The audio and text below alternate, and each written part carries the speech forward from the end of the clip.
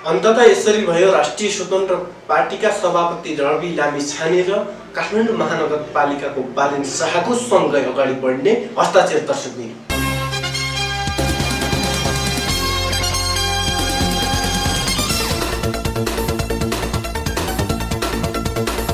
भने केही समय अगाडिदेखि आम नेपालीले राष्ट्रिय स्वतन्त्र पार्टीका सभापति रवि लामी छाने र काठमाडौँ महानगरपालिकाका बालेन शाह एकजुट भएर सँगै अगाडि बढ्नुपर्छ भन्ने आम नेपालीको एउटा चासो थियो भनेपछि अन्ततः आज त्यो सम्भव भएर अब राष्ट्रिय स्वतन्त्र पार्टीका सभापति नै रहने र काठमाडौँ महानगरपालिकाका मेयर बालेन शाह प्रधानमन्त्री, देशको प्रधानमन्त्री भएर सँगै अगाडि बढ्ने यति बेला सामाजिक सञ्जालभरि नै चर्चाको विषय बनिरहेको छ। दर्शक, यति बेला भने आम नेपालीको यो चासो हो, विशेष गरेर अब के हुन्छ त भन्ने विषयमा, अब कसरी अगाडि बढ्न सकिन्छ र कसरी के गर्न सकिन्छ भन्ने विषय लगेर राष्ट्रिय स्वतन्त्र पार्टीका सभापति रवि लामी छाने र काठमाडौँ महानगरपालिकाका बालेन शाह अब सँगै अगाडि बढ्ने भएका छन्। दर्शक, नमस्कार।